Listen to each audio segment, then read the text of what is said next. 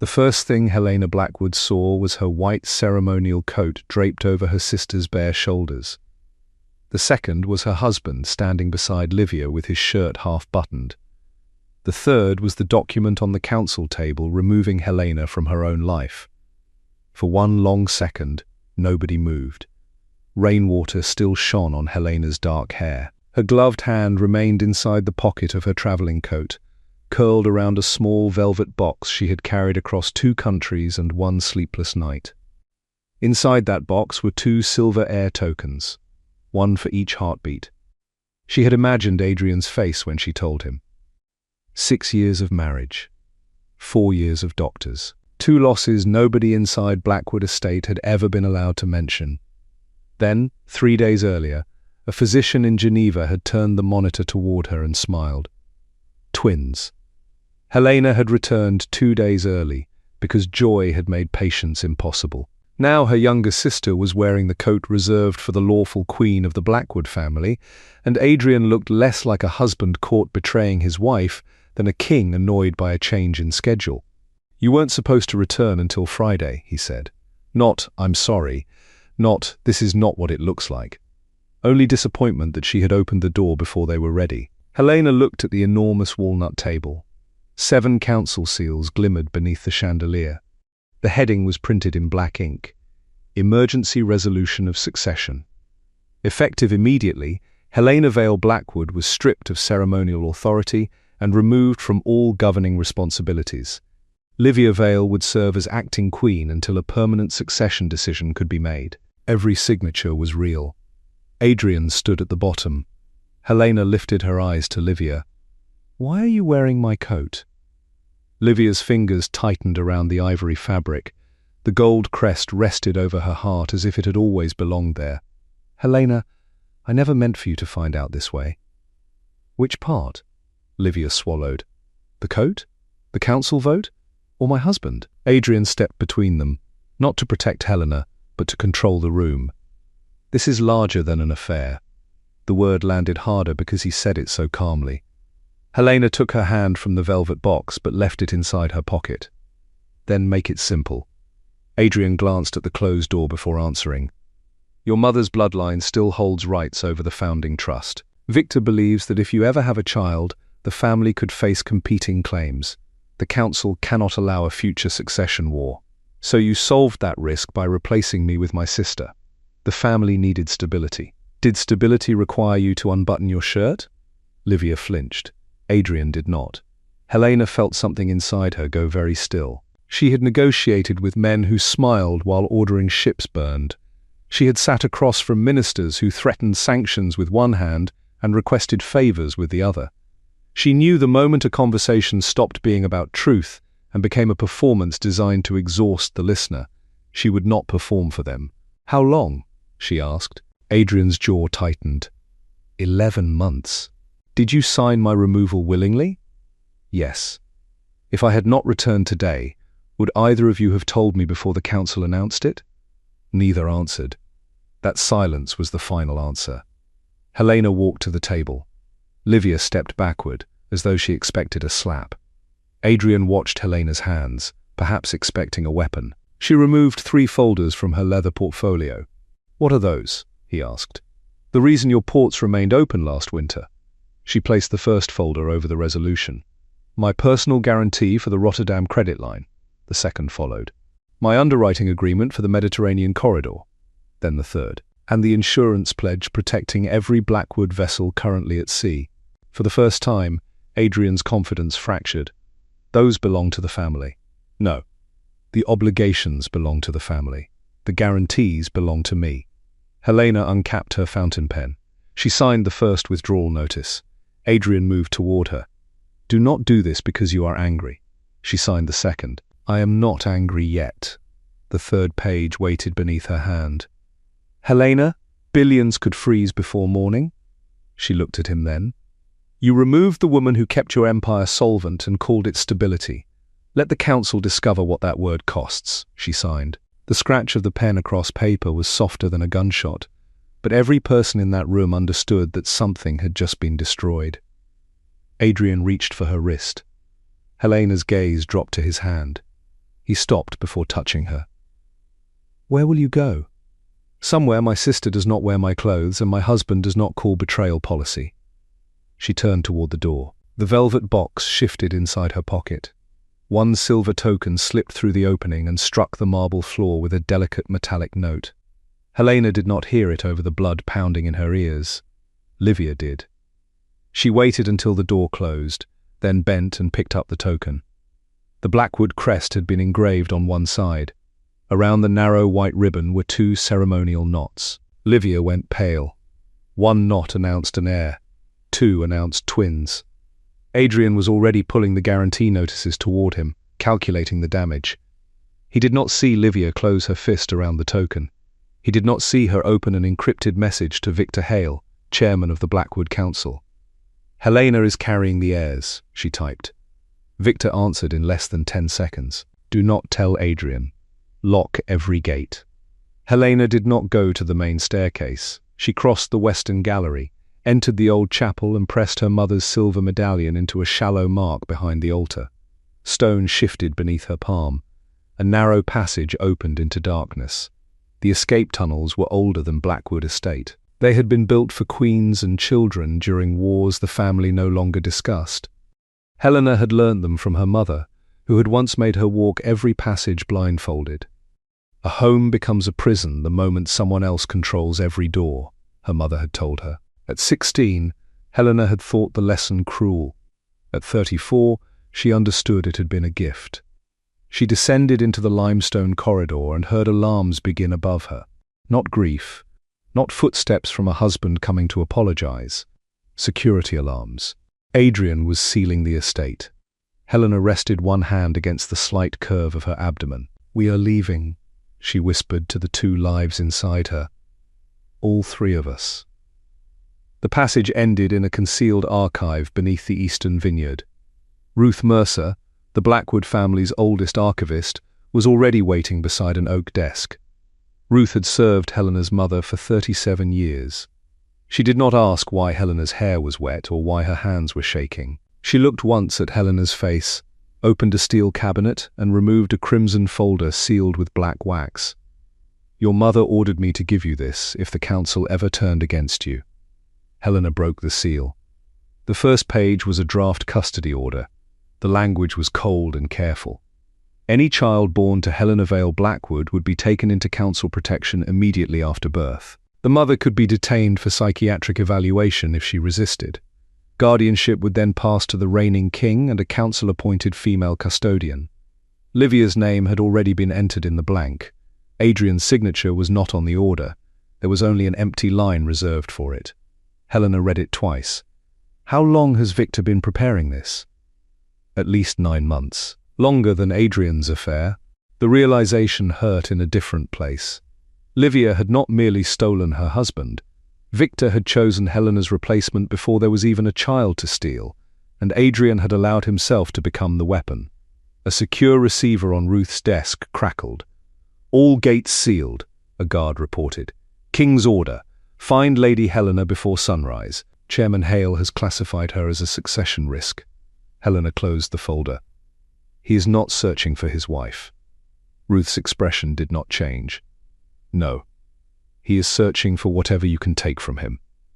Helena placed the custody order, her mother's medallion, and the remaining heir token into a waterproof satchel. She left behind her jewelry, bank cards, and the Blackwood signet Adrian had given her on their wedding day. At the maintenance exit, Ruth stopped her. "The southern roads belong to Victor. The airports belong to Adrian. There is only one border neither controls: Crow territory." For 2 generations, the Blackwoods and the Crows had divided the northern shipping routes between them. The peace between the families was not friendship. It was a carefully maintained refusal to begin a war neither side could finish. "Mikhail Crow may trade you back," Ruth warned. "Then he will have to hear the evidence before he decides." Headlights swept through the trees above them. Ruth opened the iron door.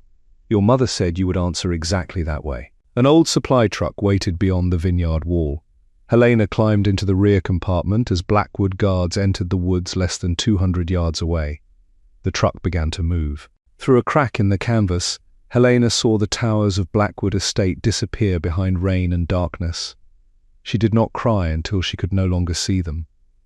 At the estate, Adrian stood at the council table while emergency calls arrived one after another. The Rotterdam Bank had suspended the Blackwood credit line.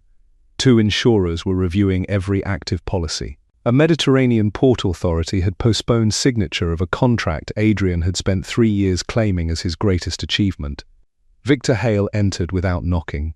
He was 62, silver-haired and composed, with the patient voice of a man who had spent decades teaching powerful people to mistake his advice for their own ideas. "She planned this," Adrian said. "No," Victor replied. "She prepared for the possibility that one day you would stop deserving her trust." The answer angered Adrian because it sounded true. "Find her? Alive?" Adrian's head snapped toward him. Victor raised one hand. "She has documents, authority, and international contacts. I am asking what level of force you authorize." Adrian looked at Helena's empty chair. Hours earlier, he had believed he could remove her from power and keep her within the estate until the scandal passed.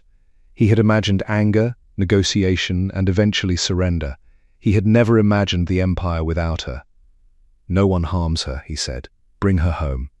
"As your wife or as a succession risk?" Adrian hesitated. It lasted only a second. Victor saw it. "Bring her home," Adrian repeated. That second would follow him for years. Livia watched from the doorway, the silver token hidden in her sleeve. By dawn, Helena's truck reached the River Crow. Frost covered the pines. A narrow bridge crossed black water beneath a grey morning sky. The driver stopped 20 yards from the northern checkpoint and told Helena he could go no farther. She stepped down alone. 3 black vehicles emerged from the trees before she reached the bridge. Men in dark coats formed a disciplined line. Their weapons remained visible but lowered. Mikhail Crow left the center vehicle. He was taller than Helena expected, broad-shouldered, with a scar crossing one eyebrow and no need to display the authority every man around him already recognized. His gaze moved from Helena's wet shoes to the waterproof satchel against her chest. "The Blackwood Queen crossed my border in a vegetable truck," he said. "Either the world ended last night, or someone wants me to believe it did. I am no longer the Blackwood Queen." The men searching the southern bank disagree. Helena heard engines behind her. She did not look back. "I request sanctuary under the Northern Accord." One of Mikhail's captains leaned close to him. "She is worth 3 ports if we return her." Mikhail kept his eyes on Helena. "A woman is not a port." The captain fell silent. "Sanctuary requires evidence of political danger," Mikhail said. Helena removed the draft custody order from her satchel and offered it across the space between them. "Then begin with the document authorizing my imprisonment and the seizure of 2 children who have not yet been born." Mikhail read the first page. His expression did not soften, but something in his posture changed. "You are pregnant. 21 weeks. Twins." The engines behind Helena grew louder. Mikhail handed the order to his legal advisor. "Verify every seal." Then he looked at Helena. "Until verification is complete, you are neither guest nor prisoner. You are under neutral protection." "And after?" "After, the truth decides." Not Adrian. Not me. It was the first promise anyone had made Helena in years that did not require her to become smaller in return. Mikhail's men escorted her across the bridge. Blackwood vehicles reached the southern checkpoint 30 seconds later. They stopped at the border. For 72 hours, Helena remained in a guarded residence overlooking the Crow Freight District. The doors were unlocked, but every path beyond the garden was watched. Mikhail sent a physician, a lawyer, and fresh clothes. He did not send flowers or questions about her marriage. On the second morning, Helena noticed a line of medical trucks sitting motionless beyond the window. "Why have they not left?" she asked the guard outside her room. "Customs discrepancy." "How long?" 9 days. Helena requested the manifests. The guard laughed once, then stopped when he realized she was serious. 2 hours later, Mikhail found her at the dining table, surrounded by shipping papers. "You are supposed to be resting. Children in the eastern camps are supposed to have insulin." She pushed one manifest toward him. "These trucks were delayed because the seal numbers do not match. Your customs director says the supplier made an error. He is lying. The original medicine was removed before the trucks reached the border and replaced with cheaper stock. You learnt that from 3 pages? From the temperature records. Insulin does not spend 6 hours outside refrigeration and arrive with perfect readings unless someone resets the monitor. Mikhail studied her. The customs director has worked for my family for 18 years. Then he has had 18 years to learn where you do not look. He could have been insulted. Instead, he ordered an inspection. By sunset, Crow officers had found the stolen medicine in a private warehouse owned by the customs director's brother.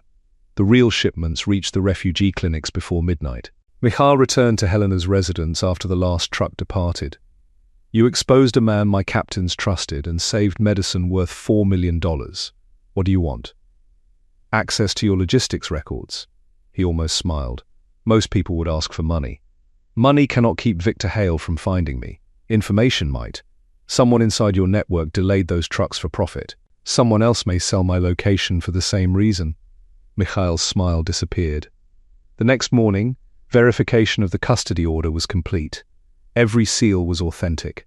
The council had created the power to take Helena's children before anyone knew they existed. Mikhail granted sanctuary for 1 year, renewable by Helena alone. He also gave her authority to audit Crow logistics. No hidden conditions? She asked. 1. Helena waited. If you find rot in my house, you tell me before you burn the house down. If the rot reaches the foundation, I make no promise. This time, he did smile. Across the border, the Blackwood Empire began bleeding quietly. Credit tightened. Captains blamed foreign banks. Victor blamed Helena. Livia wore the white ceremonial coat to every council meeting, but the sight of it no longer inspired obedience. It reminded the room of the woman who had negotiated every alliance now collapsing around them. Adrian spent 3 weeks tracing Helena's work. He found emergency loans she had secured without taking public credit. He found insurance disputes she had resolved before they reached his desk. He found letters from port ministers thanking her for compromises Adrian had later announced as his victories. The deeper he looked, the smaller his throne became. One night, he entered Helena's private study for the first time since her departure. Her desk was empty, except for a calendar. A circle marked the day she had returned from Geneva. Beside it, in her handwriting, were 4 words. Tell Adrian after dinner. He stared at the sentence until Livia appeared behind him. What was she going to tell me? I don't know. Livia answered too quickly. Adrian turned. What did you pick up from the floor? Her face changed. He had seen the movement that afternoon. At the time, the guarantees had mattered more. Nothing.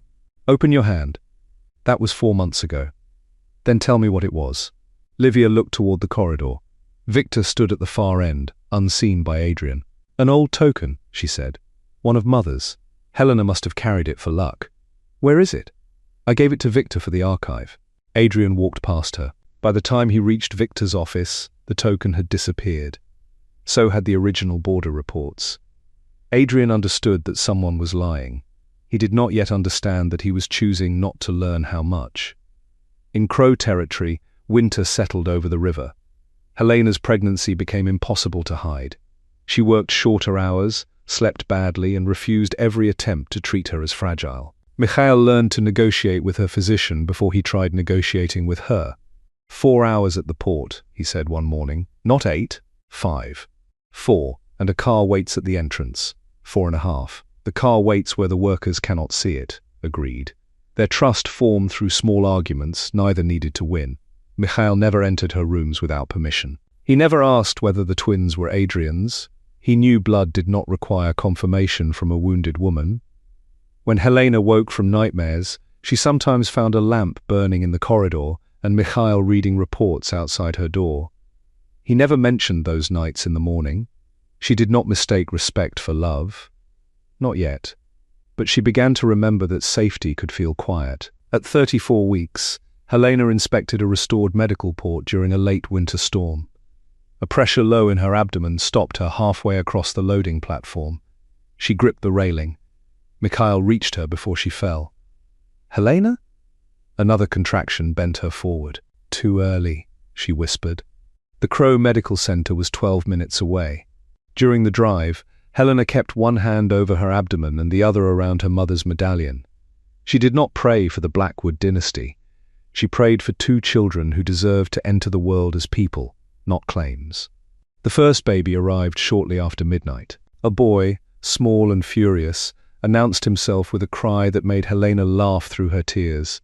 His sister followed 6 minutes later, silent for 1 terrible second before her own cry filled the room. Helena held them both against her chest while the surgeon spoke about incubators, oxygen, and careful observation. "Eli," Helena whispered to her son. Then she touched her daughter's dark hair. "Nora." Mikhail waited outside the delivery wing. He did not cross the doors until Helena asked for him. When he entered, the man who had faced armed counsels without blinking stopped 3 feet from the bed, as though the sight of 2 premature babies had removed every word he knew. "You may come closer," Helena said. He approached slowly. Nora's fingers closed around one of his. Mikhail looked at Helena. She has a strong grip. She will need one. 23 minutes later, alarms sounded at the hospital entrance. A Blackwood convoy had arrived with lawyers, council guards, and an emergency custody order bearing Victor Hale's seal. The delegation demanded the children before their birth registration was complete. Mikhail read the order in the corridor. Anger hardened his face. His hands moved as though he meant to tear it in half. "Don't," Helena said behind him. She stood in the doorway in a hospital robe, pale from blood loss, one hand gripping the frame. Mikhail turned immediately. "You should be in bed, and that should be preserved." Helena nodded toward the order. "Copy it. Record every person who came here. Someday they will deny this happened. I want their own seals to answer them." The senior Blackwood lawyer stepped forward. "Lady Helena, these children are heirs of the dynasty. The council has first guardianship under the amended charter." "Children are not cargo," Helena said. "You do not take delivery. Refusal may be treated as instability. Then write that I was unstable enough to remember I am their mother." Mikhail handed the order to his legal advisor instead of destroying it. "Under Crow law, no child leaves this hospital without the mother's consent or a judgment from a neutral court. You have neither." Blackwood guards shifted behind the lawyer. Crow guards filled the opposite end of the corridor. For several seconds, 2 empires stood one breath from war. Helena ended it. "Tell Victor Hale he made one mistake," she said. "He put his crime in writing." The delegation withdrew. Back inside the recovery room, a registrar asked what surname should appear on the birth certificates. Helena looked at Eli and Nora sleeping beneath warm hospital light. "Vale," she said. "Their name is Vale." Mikhail signed as the legal witness. Adrian's line remained empty. The custody order changed the balance between the families. Mikhail wanted to publish it immediately. Helena refused. "Victor will call it a forgery," she said. "Adrian will call it a misunderstanding, and Livia will cry in the white coat. We release evidence when it can no longer be explained away." "Then what do we do now?" Helena looked through the glass wall of the neonatal room. Eli slept beneath a blue blanket. Nora's hand rested beside her face. "We raise them. We build something Victor cannot enter, and we wait until he makes the mistake powerful men always make." "Which mistake?" "Believing silence means fear." The twins remained in the hospital for 19 days. Mikhail came every morning before council and every evening after the ports closed. He never picked up either child until Helena placed one in his arms. The first time she gave him Eli, his entire body became rigid. "Support his head," Helena said. "I am supporting everything. You look as though he is an explosive device." "Explosive devices do not yawn at me." It was the first time Helena laughed without grief waiting beneath it. When they left the hospital, she did not move into Mikhail's private wing. She chose a stone house near the river with 3 bedrooms, a small garden, and a direct road to Crow headquarters. Guards watched from beyond the trees. Inside, Helena arranged bottles, medical monitors, and legal files on the same kitchen table. Motherhood did not make the threat disappear. It gave every threat a face. For the next year, Victor tested the edges of Crow protection. Banks questioned Helena's accounts. Anonymous petitions challenged the twins' birth records. A newspaper owned through a Blackwood company suggested Helena had invented the pregnancy to secure asylum. Helena answered none of it publicly. She documented every attack. When a private investigator tried to bribe a nurse for Eli's blood sample, Helena let him believe he had succeeded. The vial he carried south contained sterile water and a tracking compound. It led Crow officers to a Blackwood-funded legal office storing draft guardianship petitions for 12 children from other allied families. The discovery proved Victor's doctrine had never been created only for Helena. He had spent years turning children into political property. Mikhail closed the office. Helena sent copies of every document to the mothers named inside. She did not ask them to support her. She gave them the truth and let anger choose its own direction. At Blackwood Estate, Adrian learned about the hospital order 7 months after the twins were born. He found it inside a report Victor had marked resolved. The words "live male infant" and "live female infant" held his eyes to the page. He read the birth date twice. Then he calculated backward to the afternoon Helena had entered the council room with rain in her hair, the calendar in her study. Tell Adrian after dinner. Adrian went to Livia's rooms and opened every drawer until he found the empty velvet sleeve that had once held a silver heir token. She watched him from the doorway. "Where are my children?" "They are not yours." The answer was too quick, too practiced. Adrian crossed the room. "You knew?" Livia lifted her chin, but fear entered her eyes. "I knew Helena would use them against us. Victor said if you learned the truth before the transition was secure, you would destroy everything we had prepared. You let me believe there were no children. You never asked the right question. That was cruel. It was also true. Adrian had searched for Helena as an asset. He had demanded her return, frozen accounts and pressured allies. He had never sent one message asking whether she was safe. He found Victor in the council chamber. "You sent men to take my children. I sent lawyers to secure lawful heirs. Without telling me they were alive." Victor remained seated. "You had just lost 6 major contracts, and half the council doubted your judgment. Grief would have made you weak." Adrian placed the hospital order on the table. "And what do you call this?" "Continuity." Adrian wanted to kill him. Instead, he looked around the chamber and counted the guards who now answered to Victor. He understood how completely his own weakness had been used against him. He also understood the price of correcting it. Exposing Victor would reveal the affair, the false succession vote and Adrian's order to detain Helena. The remaining banks would leave. Captains would challenge the throne. The Blackwood name might not survive. So Adrian did what cowards often call patience. He waited. He sent Helena one letter through a neutral lawyer. "I did not know about the twins." Her reply contained one sentence. "You knew enough about me to sign my removal, and not enough to ask if I survived it," he wrote again. The second letter came back unopened. The third was accepted by her attorney and placed into a file. Helena did not keep Adrian from the children out of revenge. She kept him away because he still sat on the throne built from the order that had threatened them. "If he wants to become safe," she told Mikhail, "he knows what he must destroy. And if destroying it costs him everything, then we will finally learn what his regret is worth." Years passed, not in a single grand transformation, but in ordinary mornings. Eli learnt to walk by holding the edge of Helena's desk while she reviewed port schedules. Nora's first word was no, delivered with such authority that Mikhail accused her of studying her mother. At 2, the twins hid biscuits in the pockets of his formal coat during a council reception. At 3, Eli asked why Mikhail had a scar over his eyebrow. Mikhail told him the truth in a version suitable for a child. He had once been too proud to listen and had paid for it. "Did you listen after?" Eli asked. "Every day." At 4, Nora woke during a thunderstorm and found Mikhail outside her room. "Are you guarding us?" "Always." She considered that, then held out her arms. He carried her back to bed. At 5, she called him Papa for the first time. Mikhail did not look at Helena. He did not want the child to see him ask permission for a word Nora had chosen herself. But later, alone in the kitchen, he stood at the sink with both hands braced against the counter. Helena touched his shoulder. "She knows who stayed," she said. Mikhail covered her hand with his. Their love did not begin with rescue. It began with permission. Helena chose him slowly. He never demanded speed.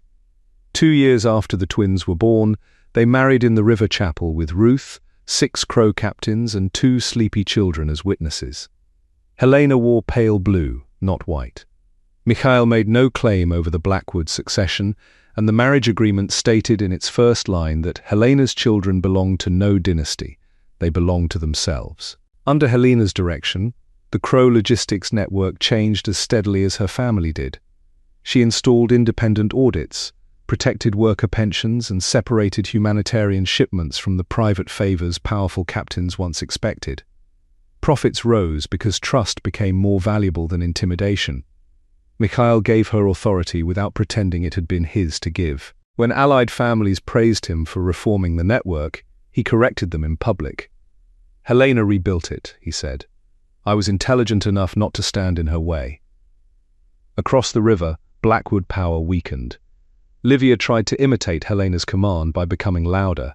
She replaced experienced port managers with loyal friends, then blamed sabotage when schedules failed. Victor covered losses with reserve funds and controlled the council through fear. Adrian remained king in name, but every year made the word emptier.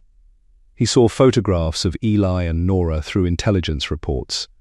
At first, they were infants carried beneath blankets, then toddlers holding Helena's hands, then schoolchildren beside Mikhail at a winter charity drive. In one picture, Eli sat on Mikhail's shoulders while Nora held his hand. Adrian kept that photograph in a locked drawer.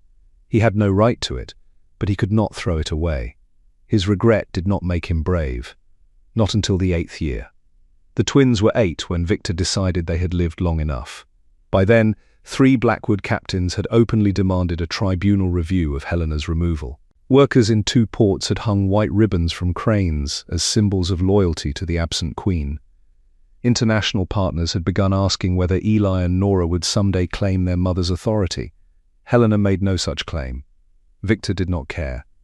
To men like him, a child did not need to seek power to become a threat. A child only needed to exist. He summoned Livia to the old council archive after midnight. On the table lay photographs of Crow Academy, maintenance schedules, and a white folder marked Operation Heirs. Legal pressure failed, Victor said. The tribunal will open the succession question before winter.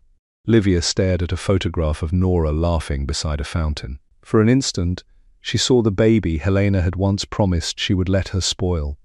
She remembered childhood nights when Helena had braided her hair and taken blame for broken things Livia had destroyed. Then she saw the white coat in her own wardrobe and imagined it being removed. What are you asking me to approve? A transfer. The children will be collected and held until the tribunal concludes. And if Crow security resists? Victor slid a second page toward her. The language did not use the word kill. It did not need to. Livia's hand shook as she signed the encrypted authorization. This protects the family, she whispered. Victor took the page.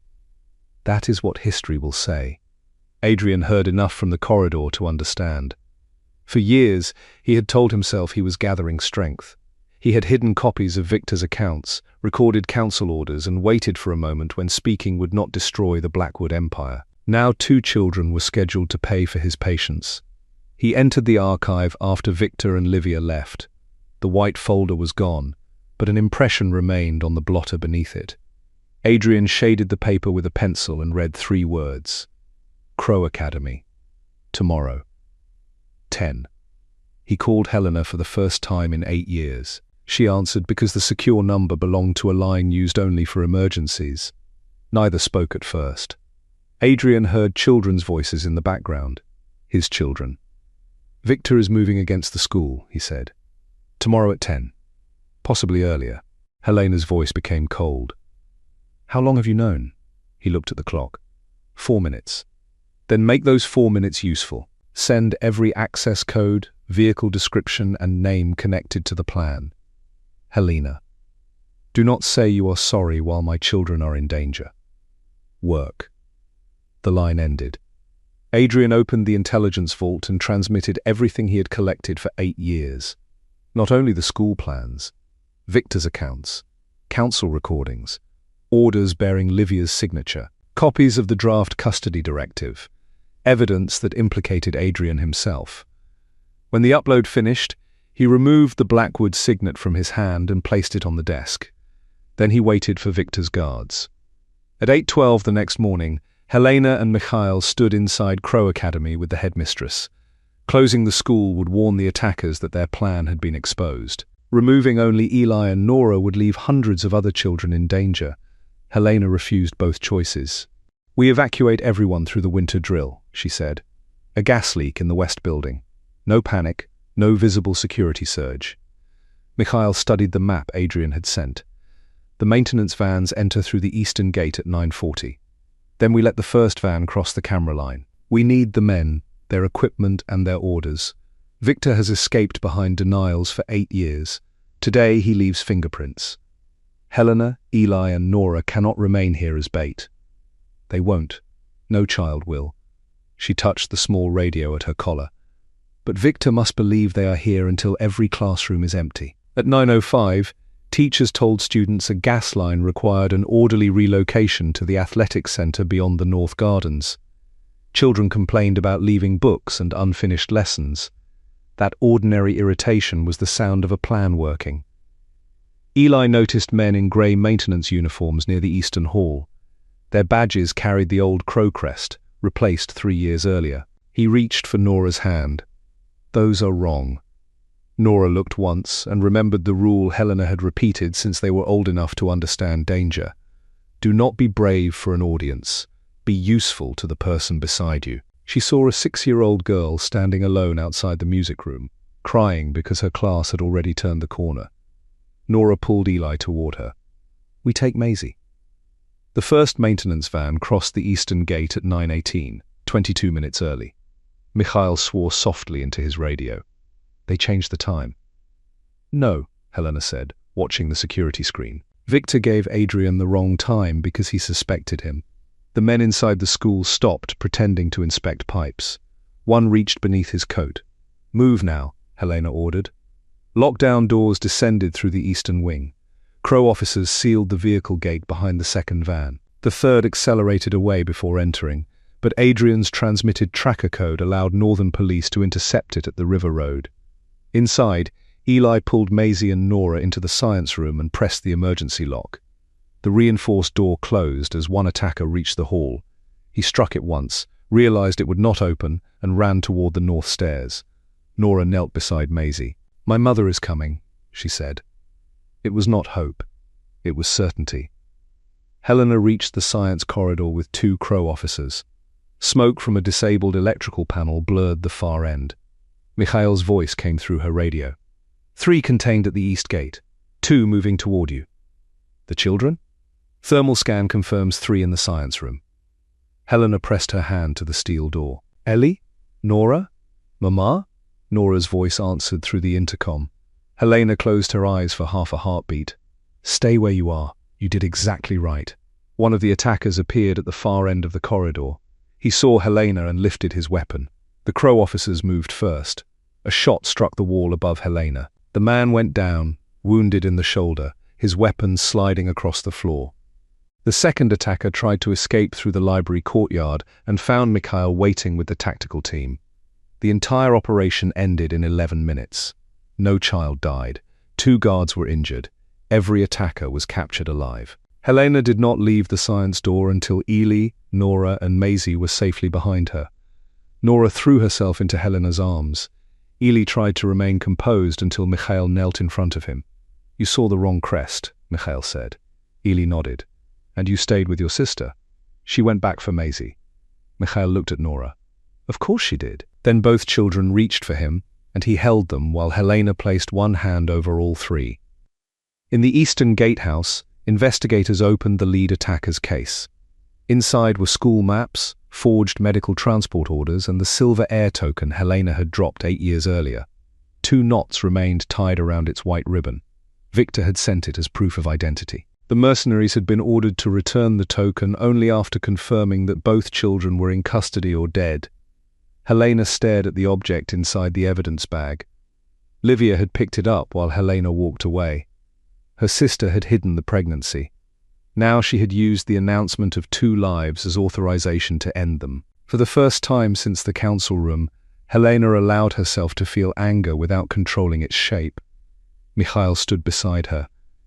"Tell me what you need." "Not war. I know. I need every person who signed this to speak where the world can hear them. By nightfall, Adrian's evidence had been verified. His recordings connected Victor to the custody order, the campaign against Helena and Operation Ayres. Livia's encrypted signature appeared on the final authorization. Adrian had included a statement accepting responsibility for his own orders. At the end, he spoke directly to Helena. I waited because I wanted to expose Victor without losing the throne. That means I chose the throne every day I waited. Use this evidence against all of us, including me. Helena replayed the final sentence once. Then she closed the file. Is that remorse? Mikhail asked. It is evidence. I will decide what else it is after it costs him something. The next morning, Ruth Mercer arrived carrying a cedar case and the missing half of Helena's silver medallion. Your mother believed Victor had altered the family charter, Ruth said. She spent years looking for the original. She found it before she died, but she could not expose it safely. The two halves of the medallion joined into a single key. It opened the cedar case. Inside lay the original Blackwood charter and a handwritten appointment naming Helena's mother as its lawful keeper. The office was not a crown. It was an independent duty created to protect spouses, children, and workers whenever the ruling council abused succession law. The final line transferred that duty to Helena. The charter did not contain a magical punishment for adultery. It did not need one. It stated something far more dangerous to Victor. No council could seize a child without the mother's consent and an independent hearing. No ruler could remove a lawful consort through secret resolution. And when credible evidence showed the ruling family had used force against an heir, the keeper could suspend the council and summon the tribunal of 9 families. Helena held the old pages in hands that did not shake. For 8 years, Victor had used forged amendments to make cruelty look like law.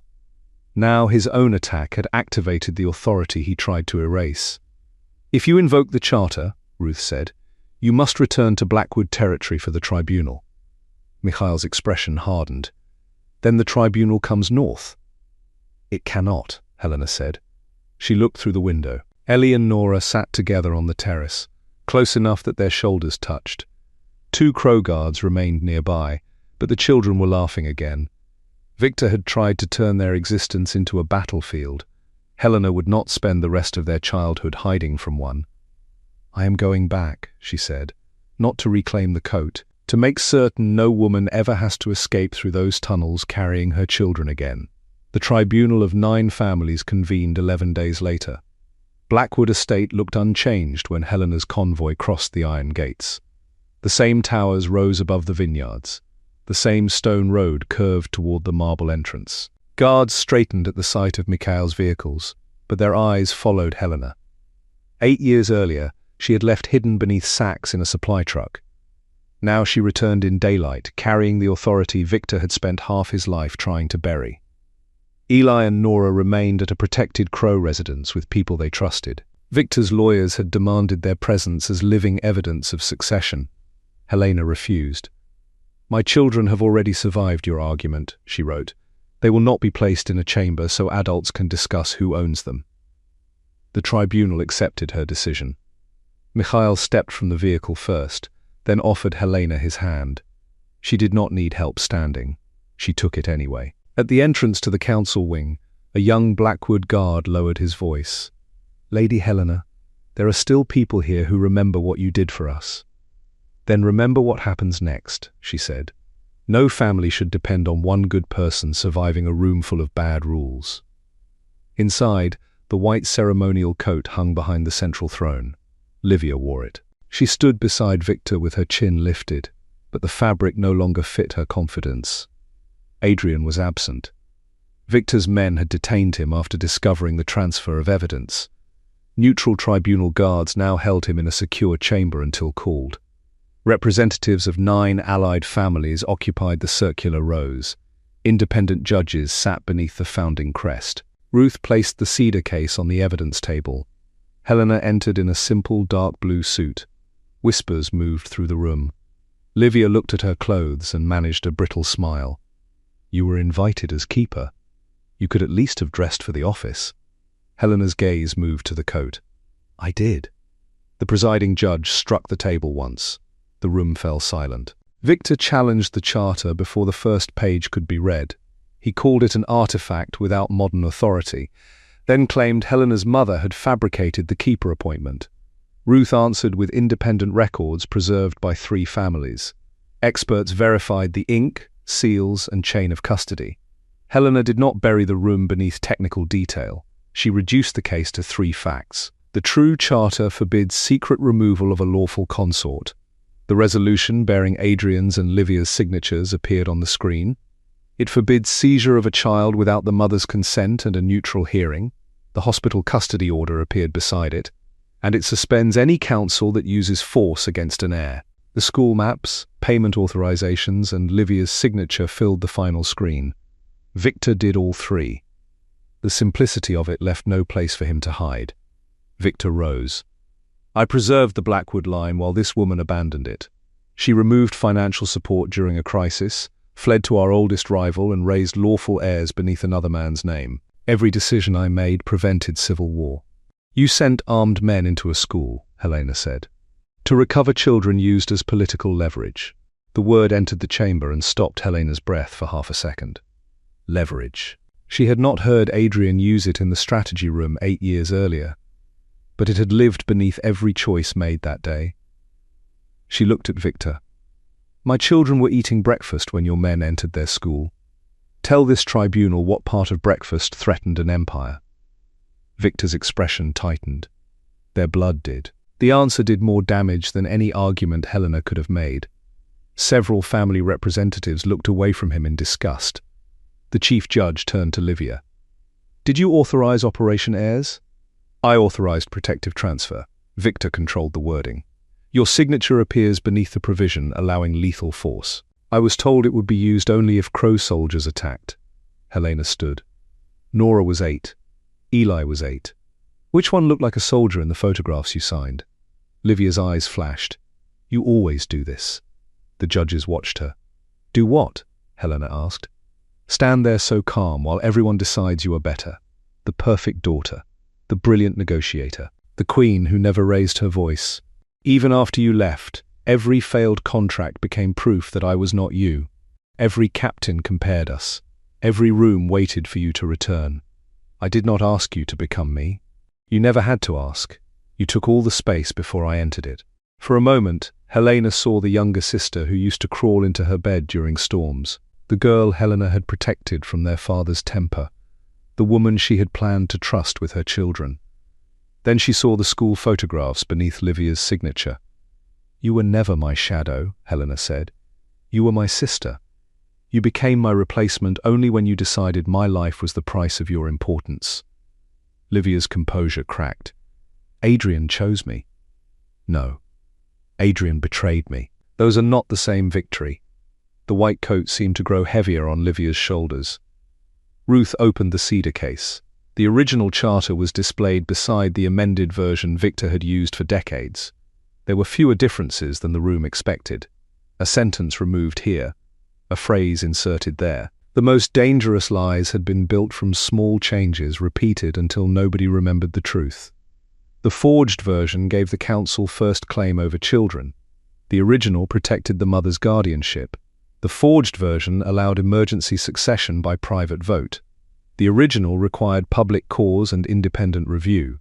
The forged version erased the keeper completely. Victor watched his life's work collapse one line at a time. Documents do not govern families, he said. Power does. For a long time, Helena replied, you had both because nobody forced them to disagree. Today they do. The tribunal called Adrian.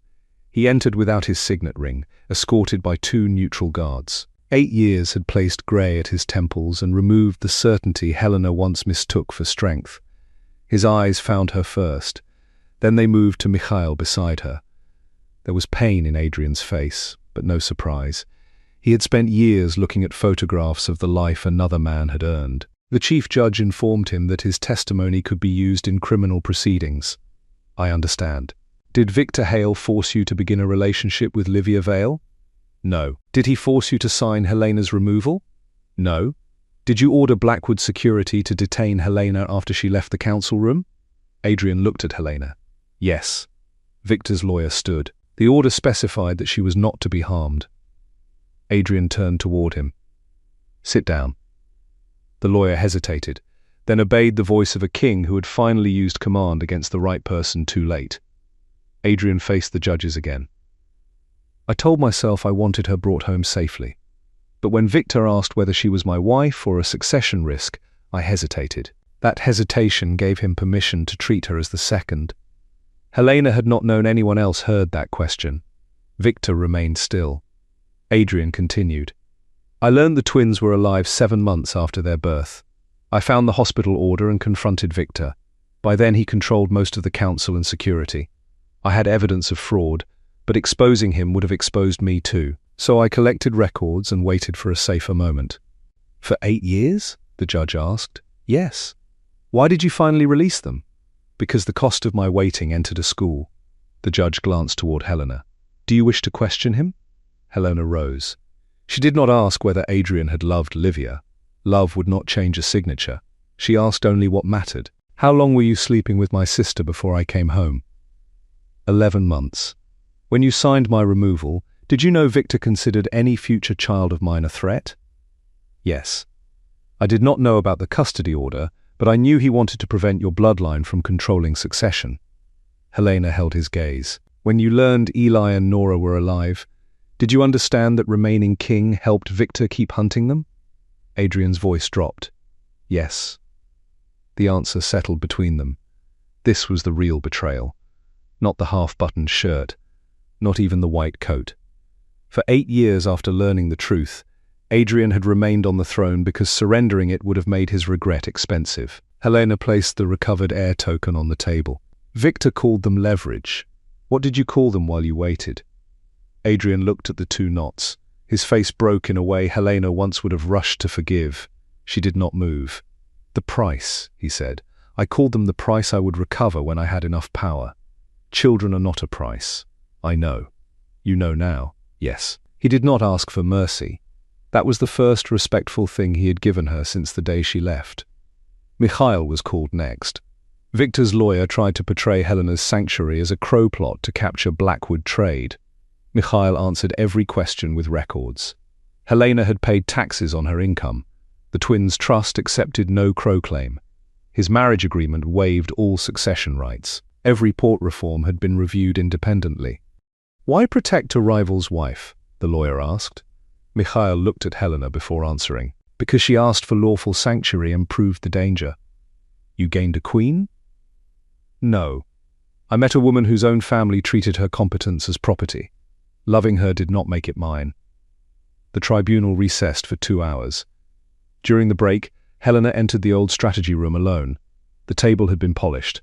The guarantee notices were gone. The place where the silver token had struck the floor showed no mark. Livia stood at the window behind her. Neutral guards waited outside the open door. "They are going to imprison me," Livia said. "Yes. You could ask for exile. You authorized armed men to take my children. Victor manipulated me. He manipulated your envy. He did not create it." Livia touched the sleeve of the white coat. "Did you ever love Adrian?" Helena considered the question. "I loved who I believed he chose to be." "And Mikhail?" "I love what he chooses every day." Livia looked down. "I hated you for making everything look easy." "It was never easy. You simply benefited from the parts I carried quietly." "Is there anything I can say?" "There was. 8 years ago, before you picked up that token, you could have called my name." The judges returned before sunset. Victor Hale was found responsible for forging the governing charter, unlawful detention orders, conspiracy, financial coercion, and the attempted abduction and murder of children. His authority was permanently revoked. He would stand trial before a neutral criminal court, with detention imposed immediately. As guards approached, Victor looked toward Adrian. "I made you a king." Adrian did not answer. Helena did. "You made him useful to you." He confused that with being powerful. Victor was led from the chamber. Livia's appointment as queen was declared void from the moment it was signed. Because the school authorization went beyond a succession dispute, the tribunal denied exile and transferred her to criminal custody. The chief judge ordered her to surrender every symbol taken through the secret resolution. Livia removed the white coat. For one terrible moment, she held it toward Helena. The room expected Helena to put it on. She did not touch it. "Return it to the archive," she said. Ruth folded the coat and placed it in the cedar case beside the forged charter. It would remain there, not as a symbol of a queen waiting to return, but as evidence of what happened when a family confused clothing with authority. Adrian was stripped of the Blackwood throne and all guardianship claims. The tribunal referred his detention orders, obstruction and financial conduct to neutral prosecutors. His cooperation would be considered, but it would not erase 8 years of silence. He removed nothing because he had already surrendered the ring. The chief judge turned to Helena. "As lawful keeper, you may assume temporary control of every Blackwood company, trust and territory until Eli and Nora reach adulthood." Whispers spread through the chamber. This was the ending everyone expected. The betrayed queen would take the empire. Helena closed the charter. No. Even Mikhail looked at her, though not with surprise.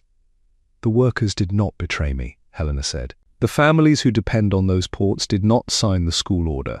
I will not destroy their lives to prove I can sit in Adrian's chair." She presented a plan already reviewed by the independent auditors. Blackwood businesses would pass to a stewardship board with worker representatives, neutral trustees, and elected port leaders. Family members could hold office only after public review.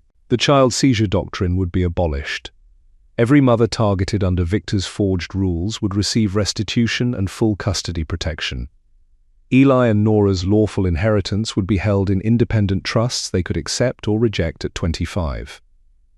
"They will grow up knowing power is an option," Helena said, "not an obligation written in their blood." The 9 families approved the plan unanimously. The Blackwood throne was removed from the chamber before midnight. Adrian received a sentence of 42 months after pleading guilty and providing evidence against Victor's network. He surrendered his private fortune to the restitution fund and signed every guardianship waiver Helena's attorneys placed before him. He did not ask her to wait. He wrote to Eli and Nora once each month. The letters contained no excuses and no requests to be called father. He described the work he performed in the prison library, answered questions the children sent through their counselor, and ended every letter with the same promise: "I will respect whatever you choose." For 2 years, they chose silence. Helena did not force an answer. Mikhail did not insult Adrian or compete with a man who had already lost. When Eli asked why their biological father had betrayed Helena, Mikhail said, "Because some people protect the thing that makes them important before they protect the people they love." "Can people change?" Nora asked. "Yes," Helena answered, "but change does not create a debt. You never owe someone access to you because they became better after hurting you." The children understood as much as children could. They returned to school. Eli designed a safer classroom lock for the science fair. Nora started a program pairing older students with frightened new arrivals. Their fear did not vanish, but it became one part of their lives instead of the shape of everything. Adrian was released 3 years and 6 months after the tribunal. He did not go to Blackwood Estate. It had become an administrative college and public archive under the stewardship board. The old strategy room was used to teach young leaders how secret power corrupted good law. Adrian rented a small house beyond the Southern River and continued working for the Restitution Foundation under supervision. 6 months passed before Nora asked to meet him. Eli agreed on one condition: Mikhail had to be there. The meeting was arranged for 10 on a Friday morning beside the River Crow. Adrian arrived at 9:20. He wore no signet, no tailored guard detail, and no Blackwood crest. In his hands was a wooden sailboat he had built in the prison workshop. It was imperfect. One side had been sanded more smoothly than the other. Helena and Mikhail watched him from a distance before the children approached. "You were supposed to be here at 10, Helena said. The first words Adrian had spoken to her 8 years earlier returned between them. "You weren't supposed to return until Friday." He understood the callback. "I know," he said. "I did not want them to wonder if I would come." Helena looked at the man she had once loved. She did not hate him. Hatred would have required carrying him every day, and she had put down that weight years ago. "This is not forgiveness," she said.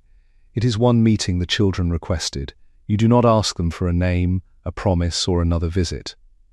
"I understand." Mikhail is their father. Pain crossed Adrian's face. He accepted it. I know. Eli and Nora stopped a few feet away. At 12, they carried pieces of both the children Adrian had missed and the people they were becoming without him. Adrian did not reach for them. Hello, Eli? Hello, Nora? Nora looked at the wooden boat. Did you make that? Yes. Does it float? I was hoping you would help me find out. She glanced at Helena. Helena nodded once. They all walked to the riverbank. Mikhail remained beside Helena, close enough to protect, far enough to let the children choose the conversation. Adrian knelt and placed the boat on the water. It tipped sharply to one side. Eli caught it before the current carried it away. The weight is wrong, he said. Can it be fixed? Adrian asked. Eli examined the hull. Probably, but you have to take it apart. Adrian looked at his son. Then that is what we will do. Nora sat on the grass between them and opened the small toolkit Mikhail had brought. She did not call Adrian father. She did not move away either. Helena felt Mikhail's hand close gently around hers. Behind them, no throne waited. No white coat moved in the wind. No council had the power to decide what the children would call the men in their lives. A crown had been stolen from Helena in a single afternoon.